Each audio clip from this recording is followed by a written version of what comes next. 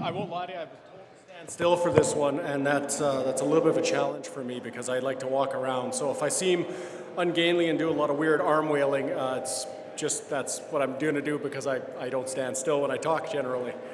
I'm going to start by saying a couple things of a pseudo-inspirational note.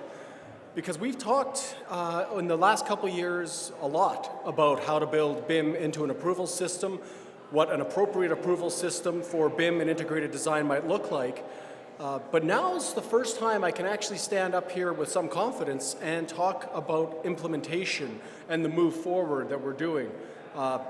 In addition to myself here, we have some of our team members from the digital collaboration team, which is instrumental in bringing this kind of thinking forward, which is talking about collaboration and collaborative tools in approvals, and that includes development and building permit. We've also, as you may have noticed, our last speaker, Josh, we've teamed up with the University of Calgary in order to provide a little bit more of an academic spin on what we do. Because, quite frankly, we're pretty good bureaucrats, we're not great academics. It's nice to have both sides of that because it allows you to essentially build both a theoretically competent system and hopefully what would be a practical solution on this. So with that said, I'll start off by explaining the title of the presentation just briefly. It's not BIM approvals robots. I'm not in any way, shape, or form. This actually, if you need proof positive of how clever I am, this is it. Because it's not about BIM approvals robots. It's BIM approvals and robots as three separate entities all coming together in one proper system that will result in a much more integrated methodology of approvals we hope that we hope to build in the next let's be honest, 2 to 5 years, but certainly starting immediately. So let's start with something a little bit more near and dear to my heart, if nothing else, which is I think you've got to build a better building by building a better airplane first. That's a Boeing 787. And I like using that one despite Boeing's recent troubles in terms of their 737 MAX program because it represents an entirely new way of thinking about commercial airliners. When Boeing sat down to build the 787, they essentially had two goals in mind, both performance-based. Number one, they wanted to raise the relative humidity available to commercial airliners, and number two, they were aiming for a 6% increase in fuel efficiency. Those may sound like incredibly modest goals, and on a percentage level, you are probably correct. In terms of a deliverable, however, they are monumental. They undertook as a corporation, I believe the number was $5 billion R&D program on how to build the world's first all-carbon fiber commercial airliner. So everything you see that's painted white in that picture, virtually all of it is carbon fiber. Moreover, I want to talk to you about the assembly of that because that aircraft was entirely designed, prototyped, and tested digitally without building a prototype, and I would challenge anyone to find a single hammer, pry bar, or crowbar on that entire assembly floor, which tells me not only are they capable of assembling 150,000 parts in exceptional quality, they managed to do it without brute force. And I think there's a lesson in the entire construction industry on that. With that said, I guess I'll pose the question of what can airplanes teach us? And I think there's three things I'd like to focus on here. Number one, as I mentioned, it is designed entirely by best practices. There are no dummies guides on how to build commercial airliners.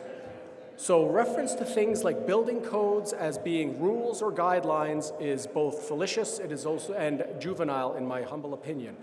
We need to talk about performance-based metrics to design, less recipe-based metrics. The other part I want to point out, and it's killing me that I can't walk around doing this, a 787 incorporates thousands and thousands of parts, not all of which come from the Boeing Aircraft Corporation. Because Boeing builds airplanes. You know what Boeing doesn't build? Boeing doesn't build jet engines, they don't build seats, they don't build avionics, they don't build hydraulic lines. They subcontract all of those things. The reason they can seamlessly put that into a 787 without requiring hammers, chisels, and brute force is because they take the time to actually design in 3D, in BIM, in three-dimensional things, and with assembly and fabrication in mind. The last point I'd like to make is the aircraft industry, along with, well, every other industry except construction, discovered long ago that precision in design leads to precision in assembly, and that is what delivers something of higher performance at lower cost. If I may paraphrase Albert Einstein, the oldest adage is, you will never solve a problem by thinking about it the same way that caused the problem. I would hypothesize that you will never build a better building by building it the same way you built the last 450 of them. In a nutshell, I believe this is what airplanes tell us, that a performance specification allied with good design tools and an integrated design process yields you a better airplane. I will also say that there is absolutely nothing in my experience or in my discussions with industry or people who have more experience than me that would indicate that a performance specification, good design tools, and an integrated process does not also lead to a better building. The funny part is, we, for the first time in the last 3 years, have actually put these all in place in Alberta. Let me break this down just a touch. Let's start with IDP, the integrated design process. I think you would have to look very hard and very long to find anyone who says it is cheaper to fix something on site than it is to fix it on paper. Integrated design is essentially the manifestation of that brand of thinking, where you will be fixing problems and design issues on paper and in 3D prior to actually trying to construct it on site. Going to a performance specification, we have traditionally looked at things like development guidelines and building codes, etc., as being how-tos for buildings. One of the fundamental changes when we put in place an energy code in Alberta was the notion that I'm going to have a performance criteria as a methodology of compliance. That may sound like a very small thing, but it essentially changed the discussion from being, this is what you do to build a good building, to this is the level of performance we would expect you to attain to demonstrate you've built a good building. Again, let's go to aerospace for an analog on this. If one is to buy a fighter plane, do you phone up Lockheed Martin and say, "Dear Lockheed Martin, we're looking for an airplane. It should be about 52 feet long. Let's give it wings shaped like this because that'll look really cool. Make it dark gray in color. Give it 3 engines. My daughter likes 3. That's a good number. And we'll make it with some racing stripes down the side." You would never buy a plane that way. You instead phone up Lockheed Martin and say things like, "Dear Lockheed Martin, I would like a plane with this service ceiling, this range, this maneuverability, this stealth characteristic." You give them performance expectations well in advance of absolute rules. We are finally at the point in code development, and I think we're moving this way in the land use bylaw, where we're going to talk about performance of a building, not the recipe book for it. And we'll do a little bit more on that. The final one is clearly good design tools. And good design tools, for me, and I think everybody in this room, is BIM. And why is it BIM? Because BIM is by far the best way to marry a performance specification and an integrated design process. And let's talk about what BIM really means. I'm going to make some statements that are probably intuitively obvious to everyone here, and I apologize if you've heard them 16 times, but sometimes repetition is the mother of necessity, and necessity is the mother of invention, so let's go back there. BIM is a communication enabler, first and foremost. I have been drawing on pages for years. We draw plans, sections, elevations, schematics. We do everything we can to describe an object except actually give you the object in digital format. There is absolutely no reason you cannot draw information as well as you can draw lines. BIM is a process, and I am not talking about a process that means this is how I draw something. I am talking about a process of how one integrates various design and performance criteria into a holistic whole. I will be very blunt and very critical of my own department for a minute, which is our current approvals process do not support a BIM methodology. They don't, because we ask you to make way too many decisions early on that have downstream effects without an ability to back them up or an ability to verify them as they are made. We'll talk more about that in a few minutes. Lastly, I will say BIM is a tool that can change how we and industry do our business. For us, it is foundationally, for me, an approvals question. For industry, it's an economics question. If I am going to deliver a performance level to a project, BIM will typically deliver that performance level more cost effectively than any other design methodology and tool we have. That has been demonstrated in every industry with the exception of construction. One would not work at General Electric and build a blender without using an integrated design process and more than likely a three-dimensional CAD model to explain it.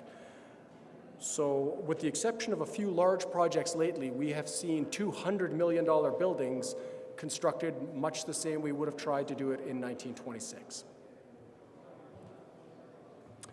So let's talk about evolving approvals, because I think that's what interests me. It's probably worth saying again, this is the first time I think I've been able to give a presentation like this with what I would consider a clear line of sight for implementation.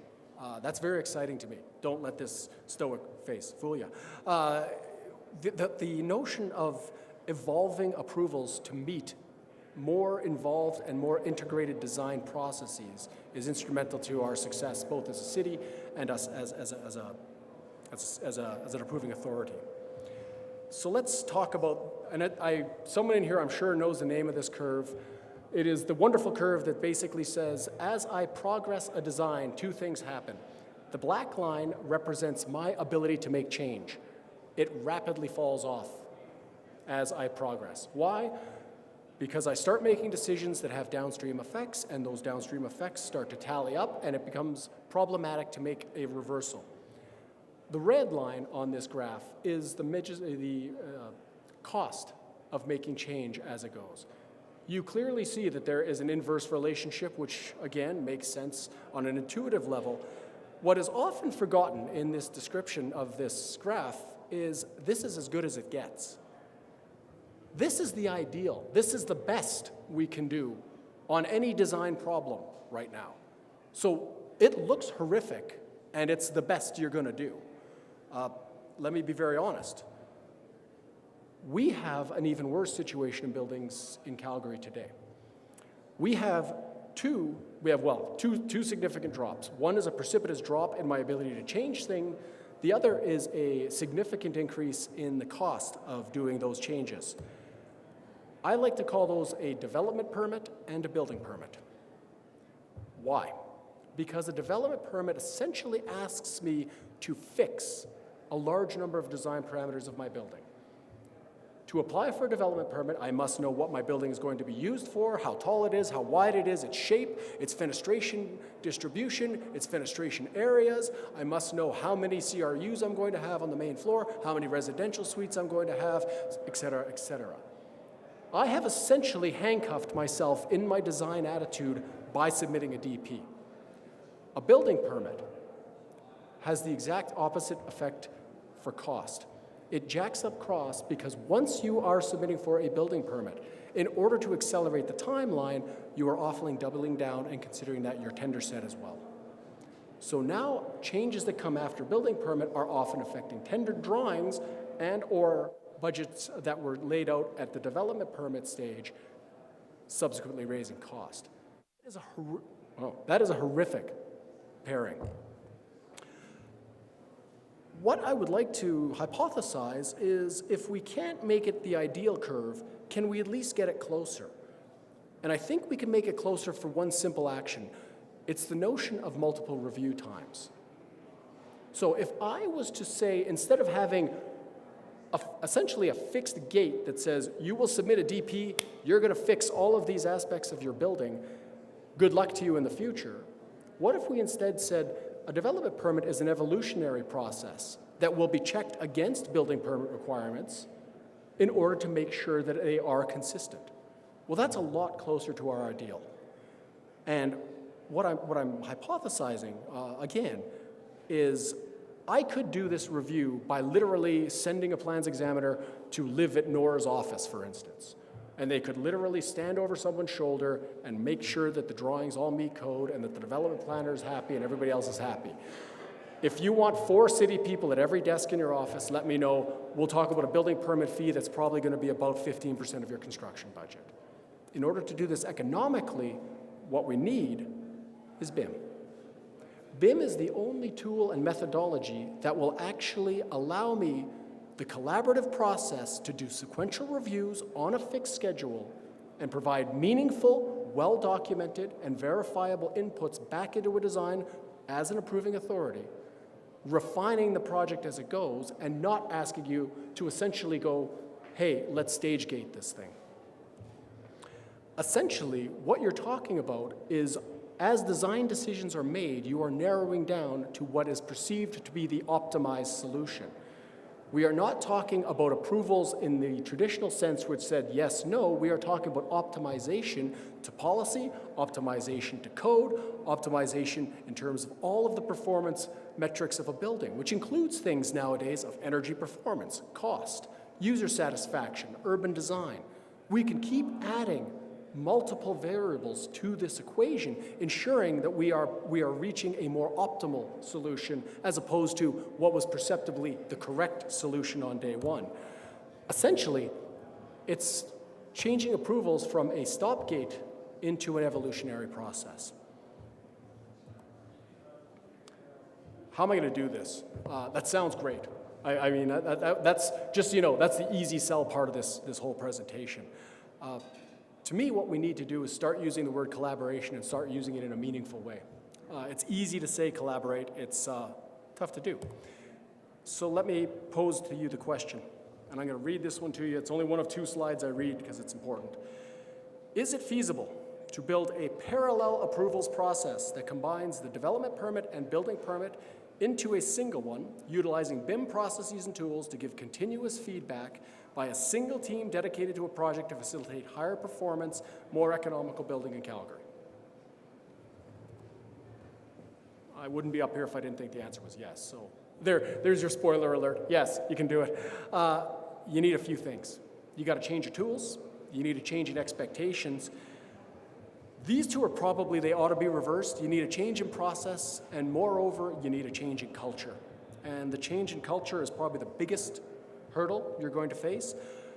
Everything else is essentially related to technology and collaborative tools.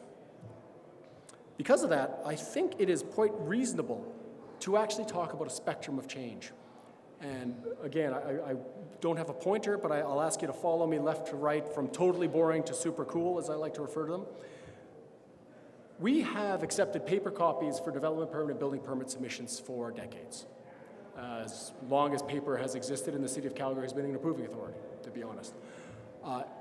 Our current process is probably better aligned for drawing on a board from 1965 than it is to anything else. We have in recent times moved to accepting electronic submissions of the drawings, PDF format. That is a significant step forward, but it is essentially just digitizing paper. Where the interest to me comes in is when you stop referring to drawing submissions and we start referring to a BIM model submission.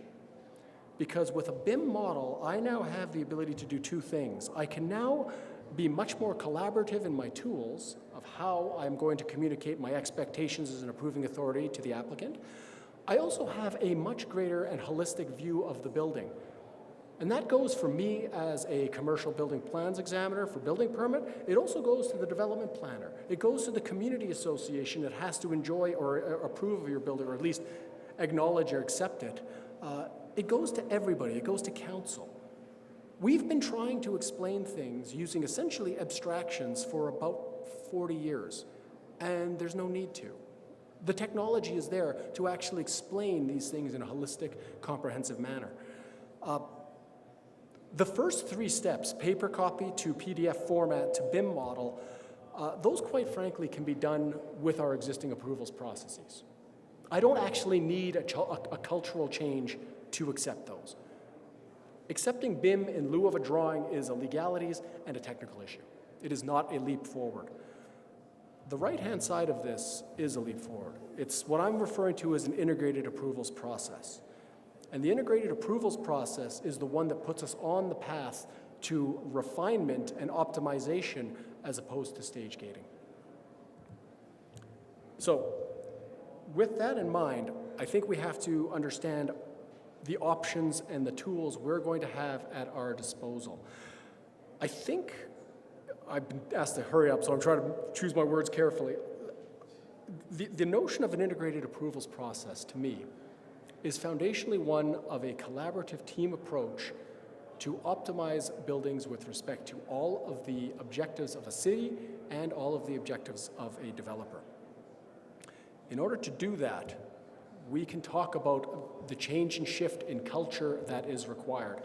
There's obviously going to be a change and shift in the culture of the approving authorities, which goes from being someone who acts as a traffic cop to someone who acts more as a guidance counselor. That is our responsibility to enable that attitude shift and that cultural shift in our work.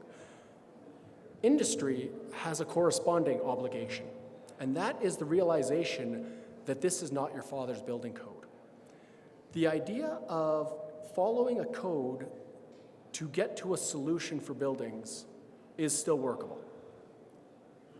But if you assume that the code is the best way to get to that building, you are ostensibly telling me that a bureaucrat in Ottawa 8 years ago knew your building better than you did. That is a very, very tough pill for most design professionals to swallow. And it should be, because it's probably not true. So what we're seeing rapidly in the approvals world is the switch to that performance specification and performance objectives in the code. And I'll give you just a few examples of this, where in addition to the NECB offering you a performance compliance methodology point blank out of the gate, we routinely see people testing things like travel distance to an exit and using a time of egress modeling challenge. Limiting distance at unprotected openings are being modeled through fire protection or alternative solutions. Sprinklering in lieu of fire resistance ratings on a building is being done on a relatively regular basis now. What I'm getting at is you can follow a code to reach a solution. I don't think you have to anymore.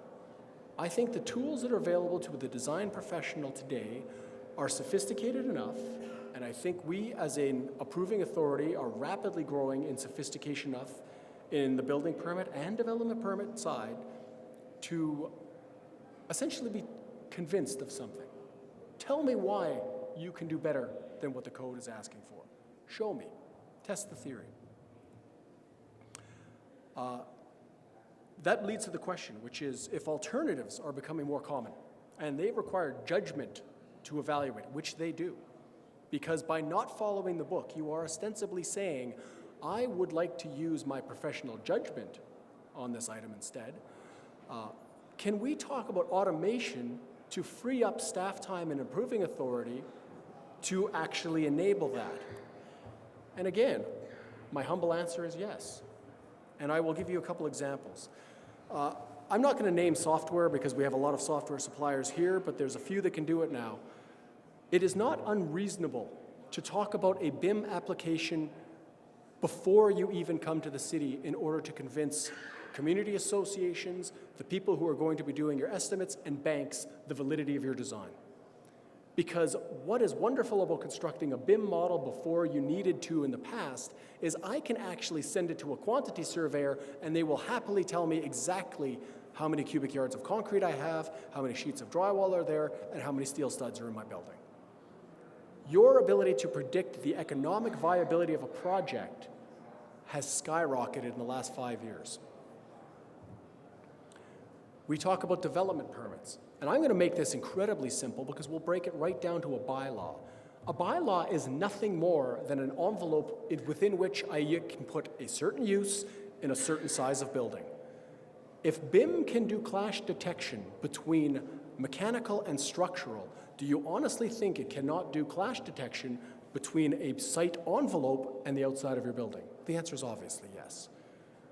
The ability to review a bylaw could theoretically, and I'm not saying it will, but in theory, could go from being a several-day exercise to a several-second exercise. Moreover, it can be done in your office. You could essentially email us a verification that said, yeah, hey, look, I met bylaw. Whoopee, thanks. Here's your check. The last one, obviously, buildings. The reason building is obvious for me is because by the time you come in for a building permit, you are typically dealing with a fairly flushed out design. That means structural, architectural, mechanical, as illustrated here. I actually chose this example for two reasons. Number one, I think it's a gorgeous building. It happens to be in Tokyo. Number two, this building was entirely checked in Bim for code compliance by the Japanese approving authorities without ever having a human touch it. So it's not possible, it's being done. I think that's very inspirational, and I find it very heartening for where we'd like to go. So at the end of this, I guess the question I would ask if I was listening to some bureaucrat up here telling me all the beautiful things they think they can do for me, and thus far not delivering too many of them, but let's see if we can explore this just a little bit. Here's a second slide I'll read to you. The integrated approvals process, utilizing BIM as a methodology. I think it has 6 points that are of value. Number one, it's about collaborating with industry leaders in their space. I don't want you to submit drawings anymore for a building permit. I want you to have a piece of software I can go and comment on, and you and I will come to a conclusion that says, yes, you've met the Alberta Building Code. Welcome to the world of construction. Because that's what the big kids at Boeing do. That's what they do at General Motors, General Electric, General Steel, General Mills, General everybody. They're all doing that. Why wouldn't we? I think we can develop and pilot a parallel opt-in process. Why do I say it's parallel and not a replacement? I think our existing approving system works very well for simple projects. If I was building a deck, I would want to approve it the way we approve it today.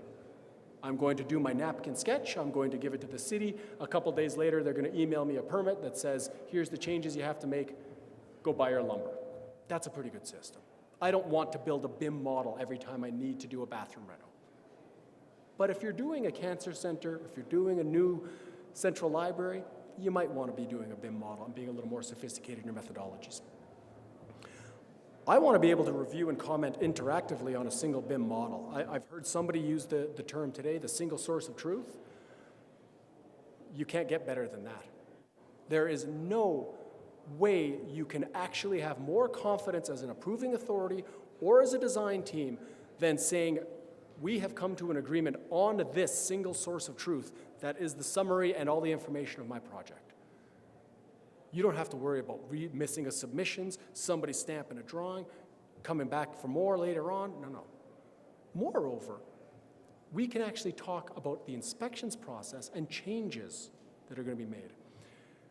I think we should talk about converging development permits, building permits, and energy code reviews into one thing. Why? Because I'm dealing with a single source of truth. I can actually verify all three of those things simultaneously now. I would like to see a dedicated team to this. I think you should be able to have a development planner on call, or at least accessible to your project, from the day you come in from a pre-app to the day we grant occupancy. And I think you should get the same for a safety codes officer, because you're making decisions every day in your design that affect both development and code, and if you can't solve both of them simultaneously, you're not solving either of them efficiently. Lastly, I think we have got to focus on performance alternatives. If you ask me the greatest crutch in the entire construction industry, it is the thought process that says someone is going to write me a recipe for my building. As I said before, there is no dummy guide for commercial airliners. There's also no dummies guide for nuclear submarines. There's no dummies guide for blenders. There's no dummies guide for automobiles. There's no dummies guide for any industry that has demonstrated a successful transition into a digital age. There's also no dummies guide for an industry that has demonstrated a significant increase in man-hour productivity in the last 40 years, which again, unfortunately, leaves construction out, which is a shame. So I will wrap this up by trying to tell you a story. First of all, I got to say, when I wrote the sentence, "you were building a building," I looked at it 3 times. I'm like, that can't actually be grammatically correct. But yeah, that's how our language works. You're building a building. Today, what happens? You're going to come in and you're going to do 2 things. You're going to design your pants off, but you're not going to engineer anything because you don't know if you can build it yet. But you're going to design your pants off. You're going to blow through about 10 to 15% of your budget. You're going to come in with a DP. We're going to make you fix your fenestration. We're going to make you fix the building height, fix the uses, fix the number of units, and essentially handcuff you to a design that you really are kind of doing this on. Moreover, you only have, at best, thumbnail sketches of what this thing's going to cost. Real-world numbers. When you look at energy modeling data, and energy codes is where I got my start in this, so it's always near and dear to my heart. Once I have fixed my building massing, my fenestration distribution, and my fenestration areas, I am about 30% out of the woods on what I can do with the energy code. 1/3 of my energy consumption is fixed before I have even picked a mechanical system. Mind-boggling. Think about if you told Boeing, on day 7 of your project, you're going to put a limitation on what you can do on 30% of the range of your aircraft. You would be summarily fired because it would be deemed to be draconian in its methodologies. So after you go through your DP, somewhere between, on a good one, let's say 2 months, on a bad one, 14 months, you're going to come in for a building permit, during which time you've been engineering your brains out now because we need all of that to approve. We're going to ask for a series of changes that are now prohibitively expensive to make, possibly. And then you're going to toddle off and construct something, again, in one fell swoop. I think that is a workable methodology. I think it's very apropos for small projects. I think if you're dealing with something of complexity, there's a better way. So part 2 of this story is this. Let's talk about a BIM integrated approvals process world. I'm going to ask you to stop, and you're not going to design a building on day 1. You're going to design a scope. And why you're going to design a scope is because our expectation is you're going to run that scope through the community to make sure it can be documented that it meets the development goals of that community. Once you've done that, you're going to come in for a development permit. We may not call it a development permit at that point, but we're simply going to say, you are now submitting a BIM model of which on a fixed service level agreement, we will be referencing as a planning department, as a roads department, as a building safety department, and we will be, et cetera. And we will be checking your model to ensure it has met the policy goals, development goals, and building permit safety goals of this project as you develop your design. We are going to encourage flexibility in this because we are going to tell you on mid-course correction, let me add a much needed adjective in that sentence, on multiple mid-course corrections to ensure that your design is on the right track. You will be able to tender at will. You will be able to make changes in a much more sensible fashion, driven by the economics of the project, as opposed to often the stated goals in the beginning. And the last point I think you can do is, most importantly, you can now talk about optimizing schedules with strategic partial permits. Because if you are taking the time to dialogue with the community and we know the general parameters of the building, and we have every confidence in your ability to execute on that building, there is no reason we could not issue things like an excavation permit on day 2 of your development permit. That is a savings of somewhere between, let's throw a number out there, 3 to 15 months. On a $100 million project at 2% financing, that is about $1.5 million. In my days of consulting, we would always joke, it's not worth getting out of bed for $2 grand. I've never heard a consultant say it's not worth getting out of bed for $1.5 million. That's just one of those design rules of thumb. I think at the end of the day, what we're proposing here, without drawing the nitty-gritty for you, is the creation of a collaborative system of multiple checks where the approving authority ostensibly becomes part of the design team, and I say a part with, let's throw some air quotes on that, We're not designers, we are approving authorities, but someone who has the ability to comment on the design as it is developed to ensure it is optimized from the applicant's and the civic point of view. And that, to me, is a very powerful system, because that is how, again, the grown-ups at Boeing and the grown-ups at General Motors and Ferrari and everybody else designs their objects. And I probably should have thrown the graph up here, but if you ever want to frighten yourself terribly, just go look at productivity per person hour on major industries since essentially the end of the Second World War. And you will find certain industries experience a linear increase in productivity. That's things like manufacturing. Other industries have demonstrated an exponential growth in productivity, things like the computational science one. And one major industry